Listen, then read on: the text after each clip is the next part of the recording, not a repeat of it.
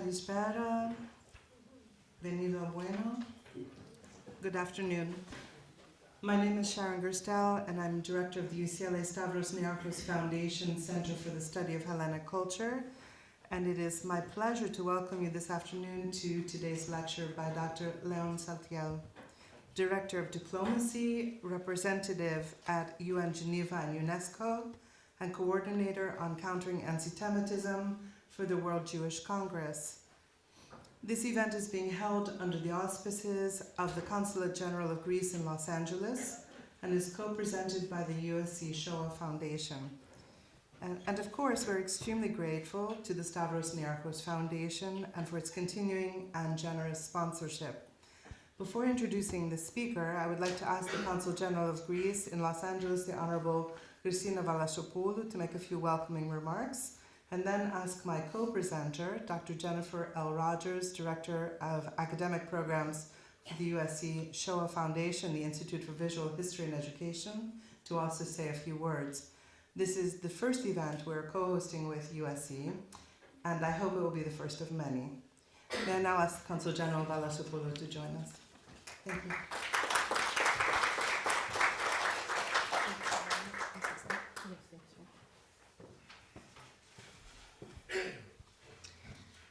Thank you all for being here. Good afternoon from me as well. I would like to thank Professor Gerstel.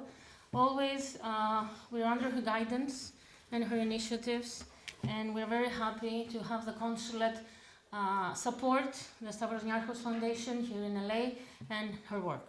Thank you so much. You know me, I always keep it short and sweet, so I think this event comes at a very pertinent time.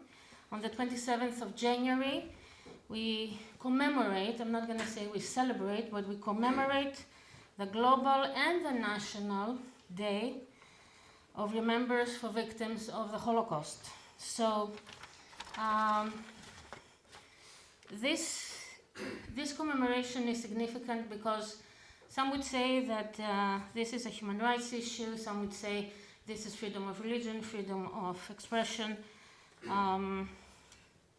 For us, for me, for Greece, this is an issue of history, and this is about remembering victims and about saying never again.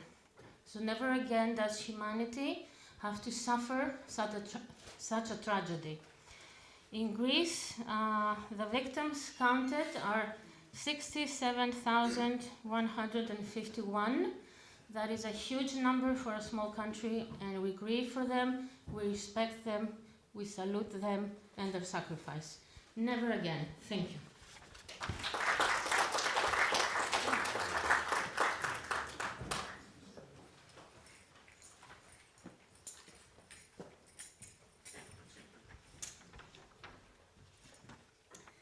Thank you, Madam Consul General Valasopoulou, for the kind introduction.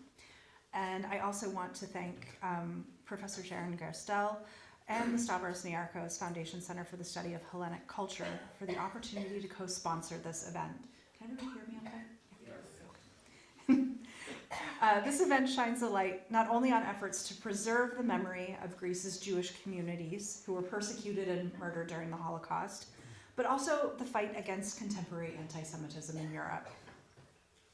Almost 30 years ago, Dario Gabai, who was born David Gabai in Thessaloniki and survived some of the most unimaginable horrors of the Holocaust, including the infamous Sonderkommando at Auschwitz-Birkenau, was asked in his testimony for the USC Shoah Foundation's archive what made him want to survive and what message he had for future generations. Gabai stated that it was not only his desire to see the world that fueled his survival, but also, most of all, he said, I wanted to tell the world exactly what happened in the final solution. He ended with his hope that people would always be strong and ensure this history never repeat itself. The importance of Dario Gabai's message has endured, and as we witness increasing acts of anti-Semitism and other forms of discrimination and hate, rings all the more relevant today. His statement is one thread in the rich tapestry of over 1,000 testimonies by Jewish survivors from Greece's Romaniot and Sephardic communities within the archive at the USC Shoah Foundation. Their individual stories offer us precious lenses into Jewish life in Greece before, during, and after the Holocaust. Each testimony also serves as a site of memory, ensuring that the names and lives of those lost during the Holocaust are kept alive in perpetuity. Yet, the story of Greek survivors Dario Gabai, Olympia Papadoika, and Armando Mondiano are among so many others in our archive. And they provide a warning for future generations about the consequences of governments, societies, and individuals who veer from the path of angels. The USC Shoah Foundation preserves the stories of those who have experienced the worst of anti-Semitic violence and genocide, beginning with the Holocaust. We collect and share our testimonies to not only increase knowledge and understanding of this history and its legacies, but also help build a future for every person that rejects anti-Semitism, hatred, dehumanization, and genocide. Our peerless collection of more than 61,000 testimonies is a priceless asset for the world, and that is why building strong and sustainable partnerships with governmental and non-governmental partners like the Consulate General of Greece and the UCLA Niarchos Foundation Center is central to our strategic vision. The sentiment also underpins our scholarly programs, which I'm the head of, and our educational offerings, which collaborate with scholars like Dr. Leon Saltiel to illuminate both the well-hewed and less explored facets of this history and help sustain the field of Holocaust studies in the future.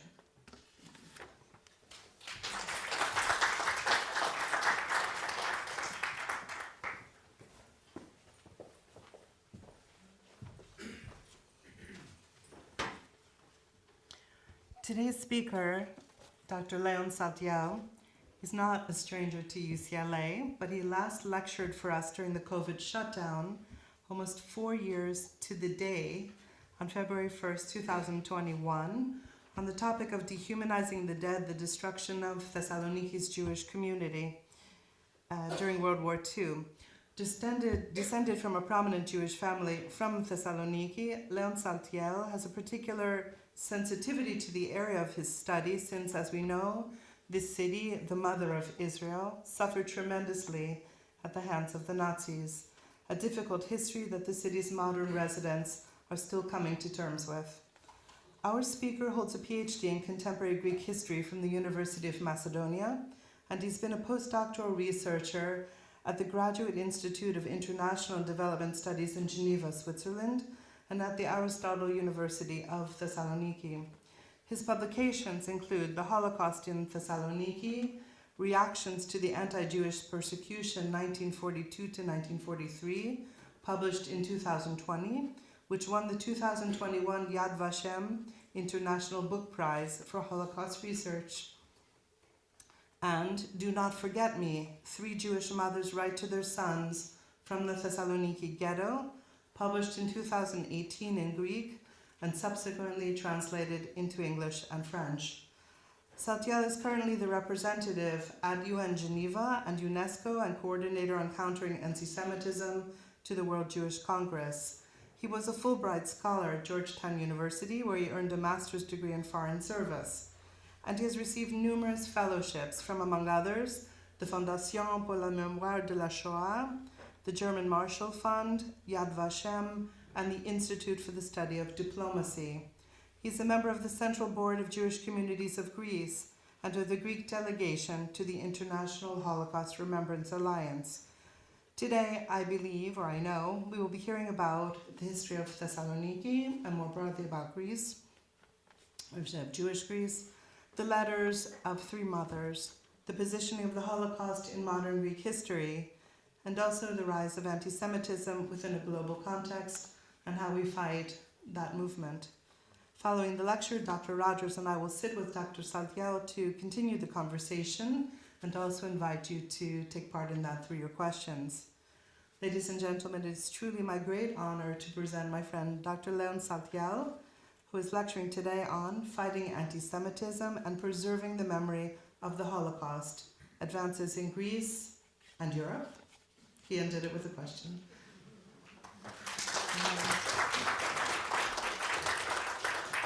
Thank you so much, Professor Gerstel, and of course Nikki for bringing me all over to LA, my first time in your beautiful city.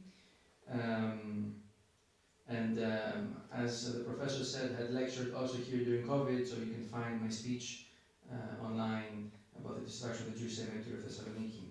Thankful also to the DSCSO Foundation for co-sponsoring. Consul General Velosopoulou, thank you as well for your words. We spent some good days in Geneva back in the days. When Professor Gerstel invited me, she told me I have to speak around 30-35 minutes.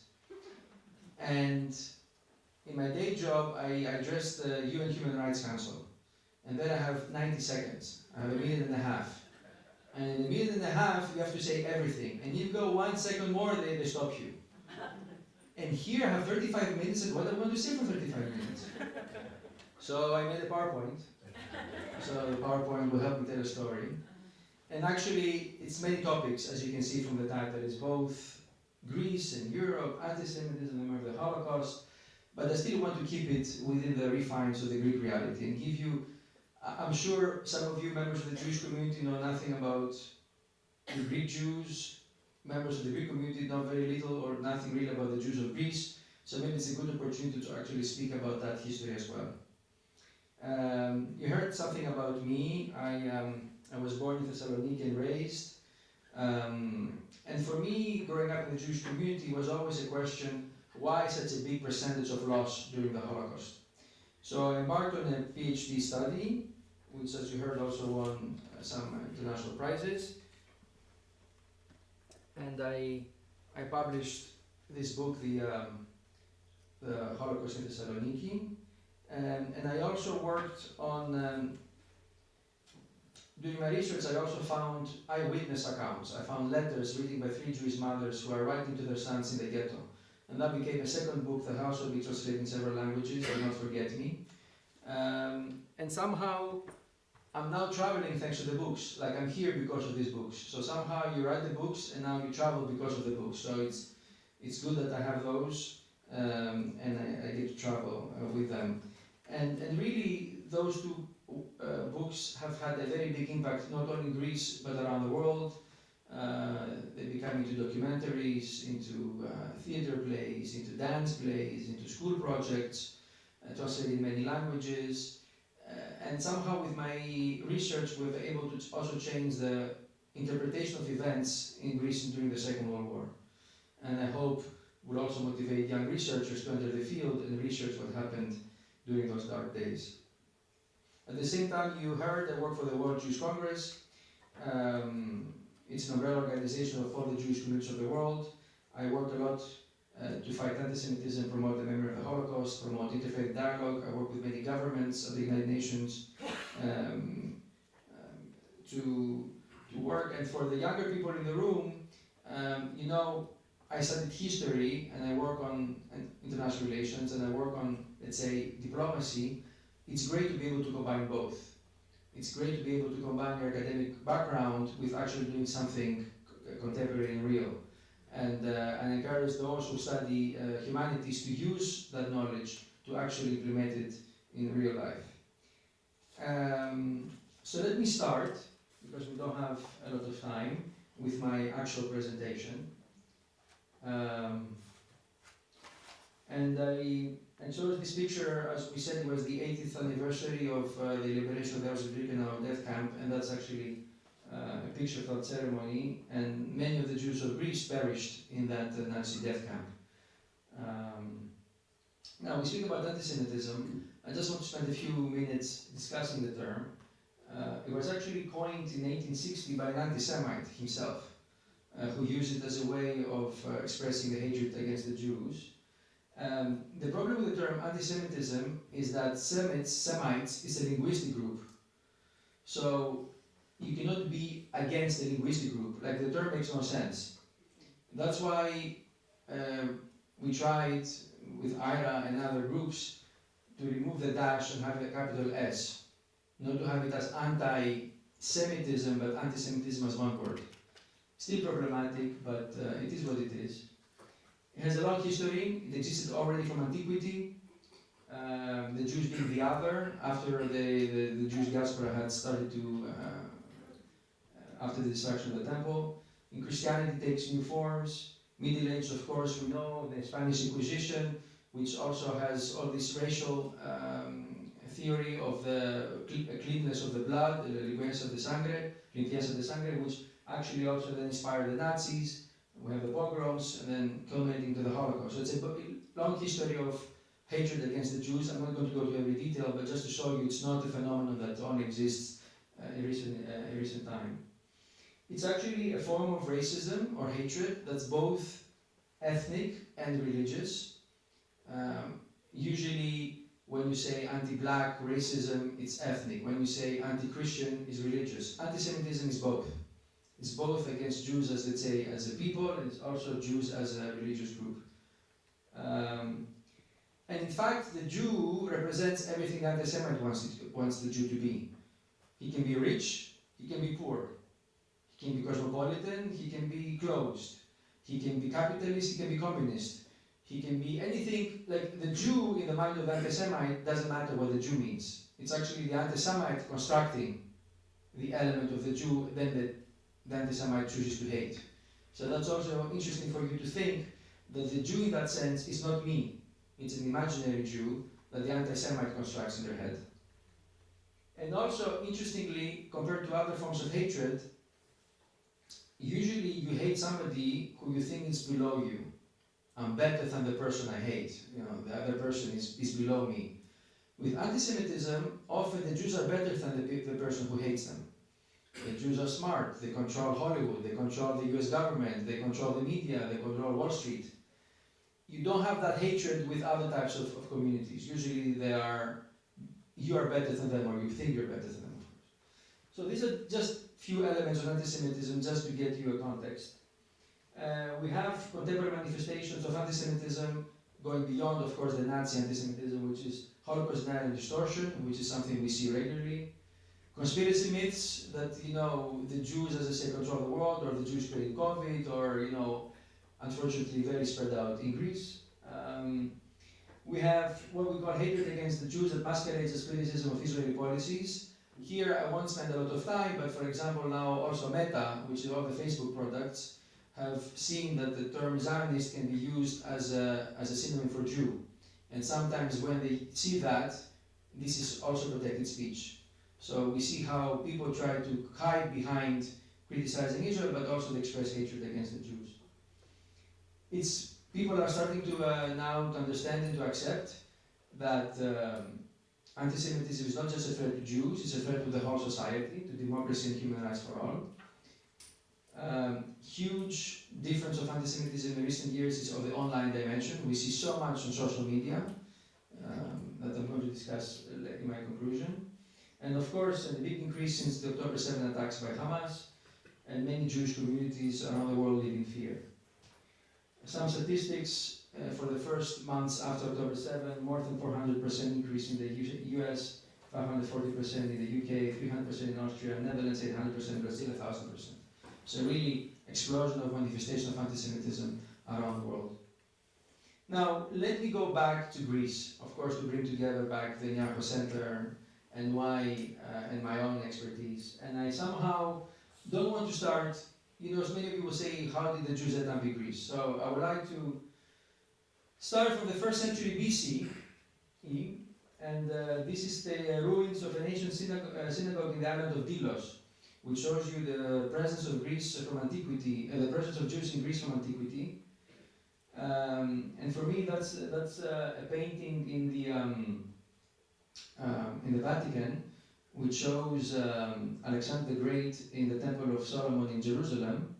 And for me, this is really the beginning of the fusion between the Jews and the Greeks, the meeting spot between the Jews and the Greeks, and Hellenism and Judaism, and which are the pillars of the Western civilization. So somehow during Alexander the Great, we have the great fusion or the great meeting of the two cultures, and many then Jews settled in Greece.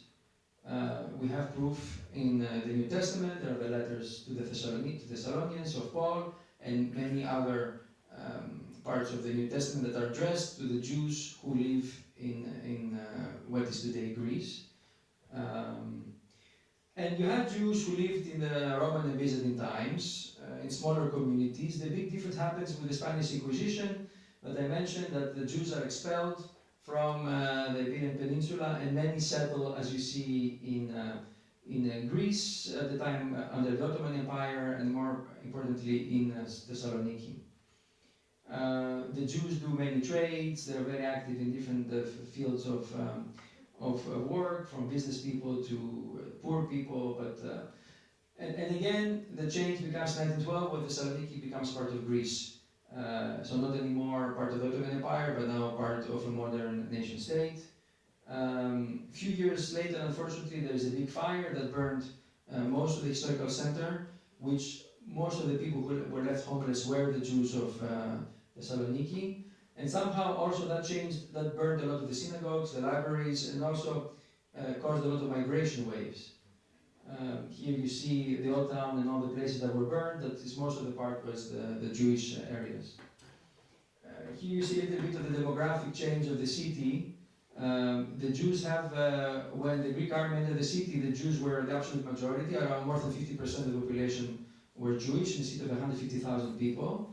Around 80,000 were Jews. But since then, as you see, the number of Jews decreases. The Muslims also eventually leave, and then you have a lot more Christians who settled in the city. I'm skipping a lot of parts of the interwar period, which is usually part of my lecture, but here we have a different focus on skipping the interwar period, which interestingly, but going directly to the German occupation. And here we are in July 1942 in Liberty Square. It's downtown Thessaloniki. And this is the big assembly of all Jewish males for slave labor by the Nazis.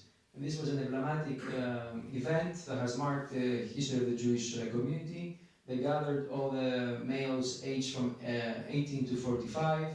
Many of them are the veterans of the war against the Italians during the Second World War, so they're national heroes. But they were gathered here under the blistering sun. You see they're traveling to cover themselves from the sun. They have to go through humiliating gymnastics. They were beaten if they didn't comply with the orders. And the whole point was to get them to work on forced labor construction works all over Greece. Many of them were clerks, business people, family people. They were not used to hard labor, let alone in very bad situations. There were very big mortality rates. So then the community paid ransom to the Germans, a big amount of cash at the time, but also the Germans added the stipulation of the destruction of the Jewish cemetery, which was the topic of my previous lecture that I did at the UCLA Center. This is the picture of the Jewish cemetery before the destruction in Thessaloniki, going back several centuries. And this is the destruction in 1943. A lot of the tombs desecrated, the bones out, and these are pictures from the Red Cross delegate who was in the city during that period. Then you have the imposition of the Yellow Star as part of the so-called final solution of the Nazis. These are all pictures from Thessaloniki of Jews of the town. I speak about Thessaloniki because this is where the biggest Jewish community existed before the war. And then from there they were deported to Auschwitz, and more than 90% were killed during the Holocaust. Here you have statistics from the whole of the country. The only place where you see some increase is in Athens, because many of the, including Jews of Thessaloniki and other places, were able to hide because it was a bigger city and gave them also anonymity.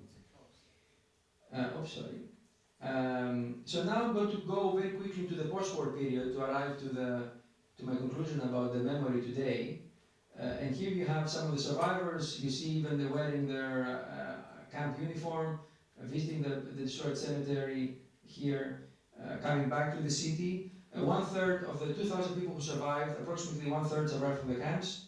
1/3 from hiding with Christian families throughout the country, and 1/3 from fighting with the guerrillas, the partisans. 1945-46, you have group weddings, you have orphanages. Some of the kids are sent to Israel because Greece is very poor at the time to sustain them. Here, first meetings at the grounds, as I said, of the destroyed Jewish cemetery, where people try to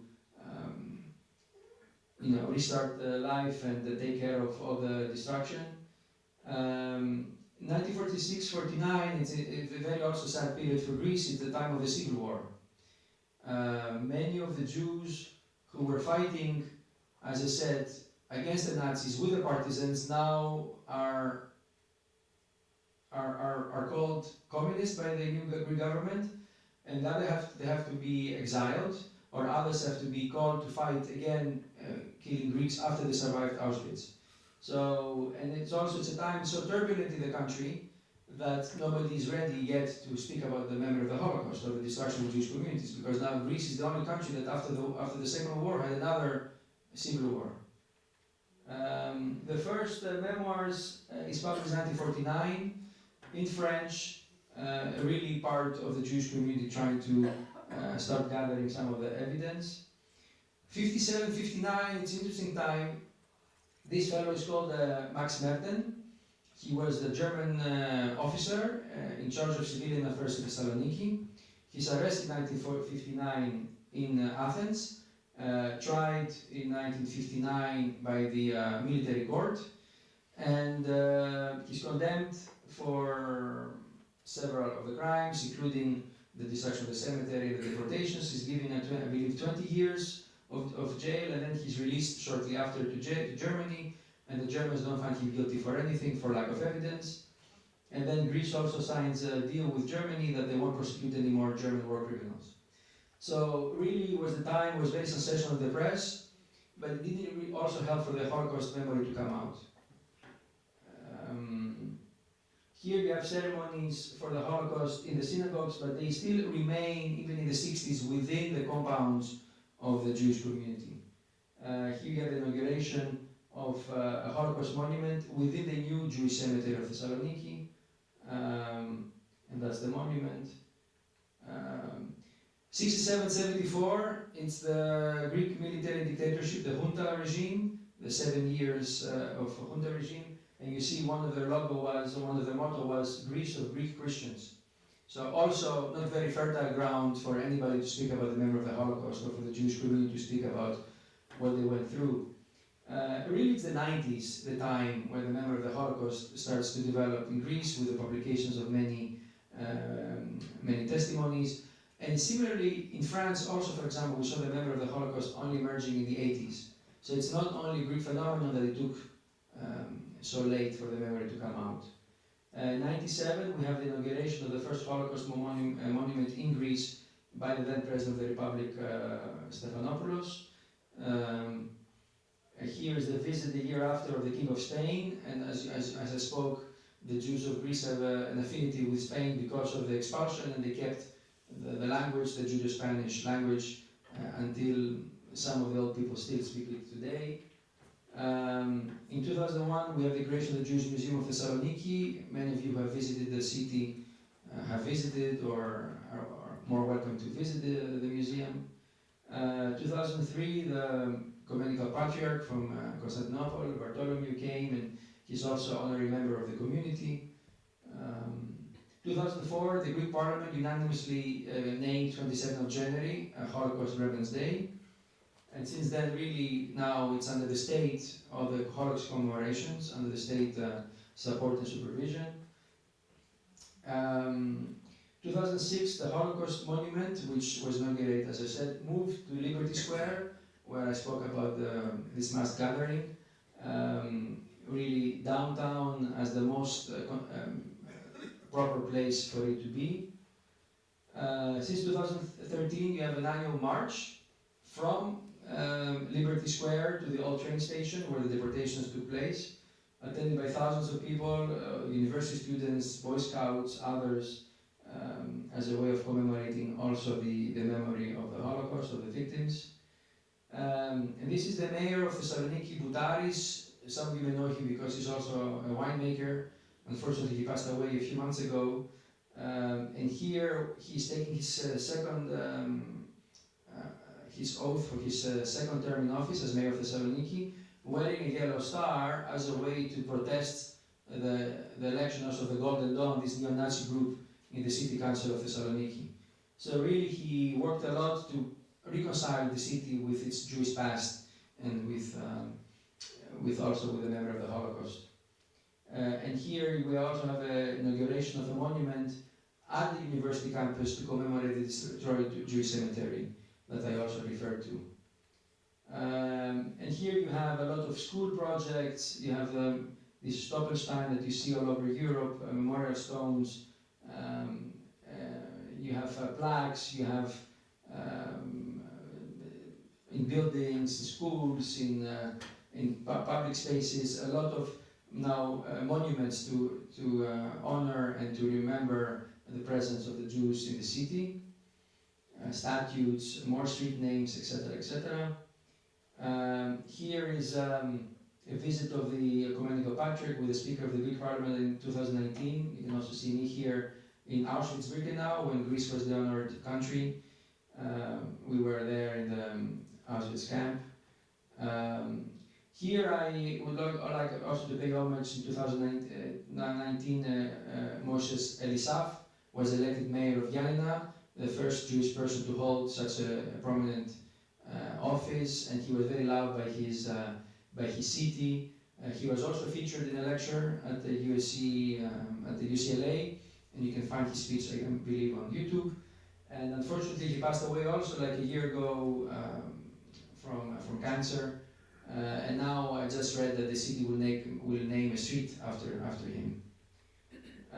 2020, we have the inauguration or the beginning of the project of Holocaust Museum in Thessaloniki, which is already now, they have started all the groundwork and working on the exhibits.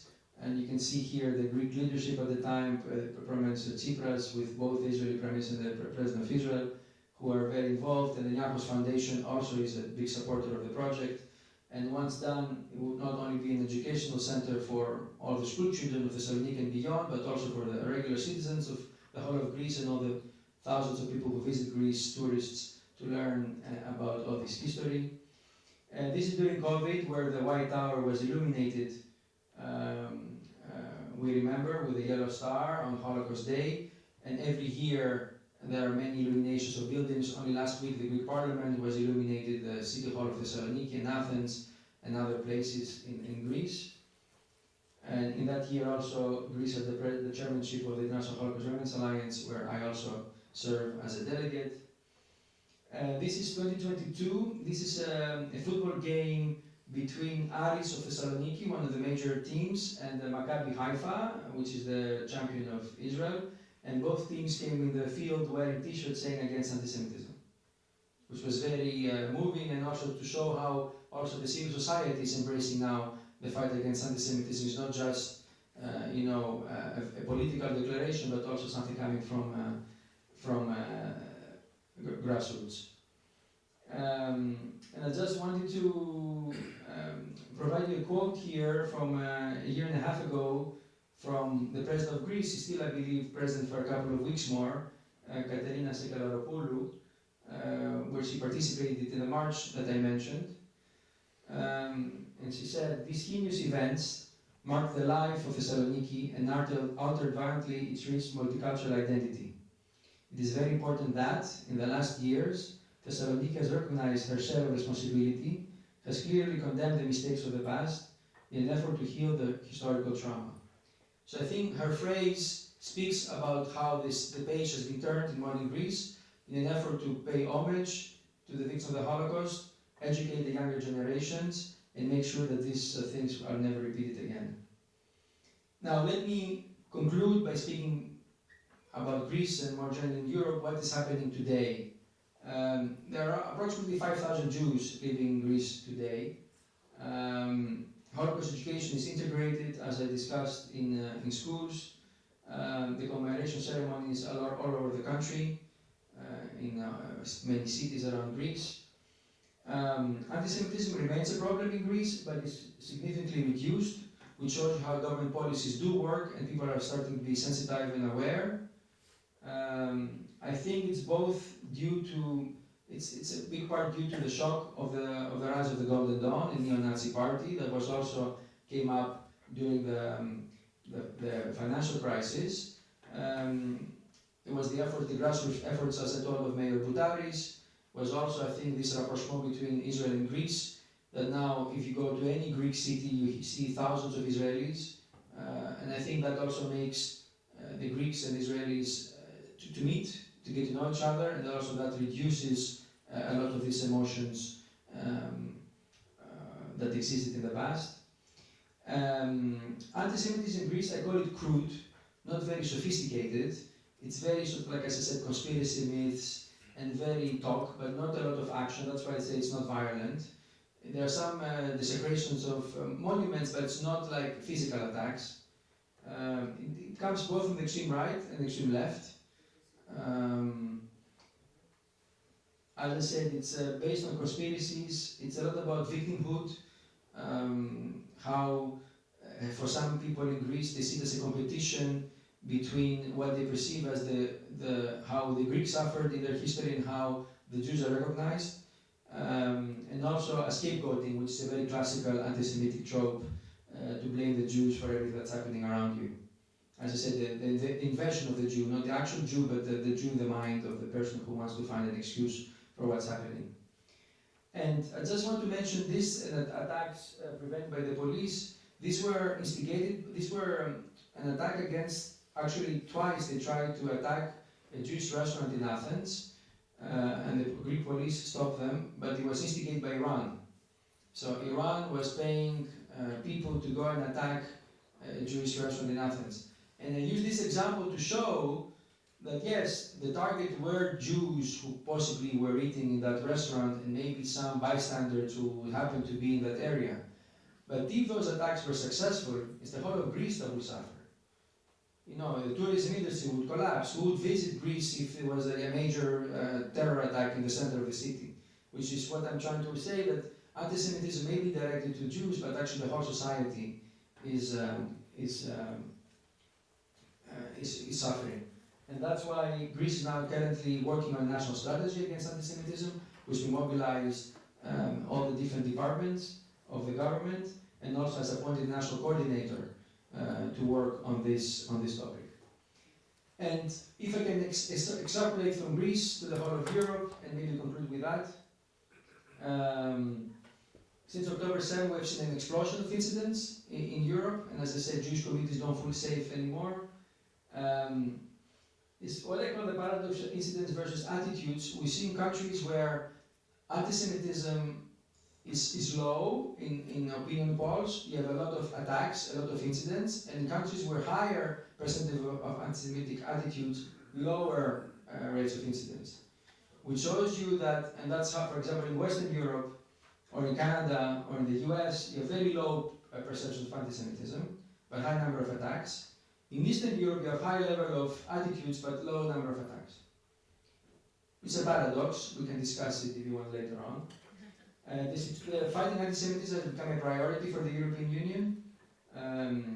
There's a strategy of fighting anti-Semitism and fostering Jewish life by the European Union, and now every member state is doing one.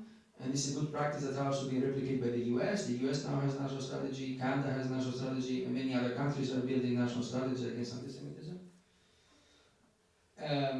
Something we do and many governments do is work with the big tech companies to limit the online hate, which is also not so easy because, as you have heard now, Meta, for example, is cutting all the content moderation.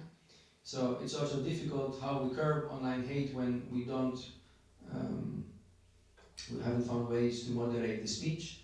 And also the challenge of AI, where now nobody knows what's true and what's not true when they go on social media. So it's a sphere that's very difficult, and it's a big challenge for many governments. And of course my organization, to see how we can moderate all these things. We have focused a lot on education, on Holocaust education. And we have seen that Holocaust education is not enough to fight anti-Semitism, especially its contemporary forms. So now there are efforts to have more specific problems to fight contemporary manifestations of anti-Semitism, and UNESCO is doing great work with many European governments to build curricula to fight specifically anti-Semitism through education. And last but not least, and I think this is why I put a question mark in the title, but also to give you some positive, although we have a high number of incidents, I think what's the difference with previous years is that from, let's say, from 20 years ago, is that governments now, especially in Europe or in the West, take anti-Semitism seriously as a threat. As I said, not just to Jews, but to the whole of society. And have prioritized not only fighting anti-Semitism, but also fostering Jewish life. Because now they see these things coming together. You cannot fight anti-Semitism if you don't support existing Jewish life in every particular country. So thank you so much for listening to me, and happy to engage with you in conversation during the discussion.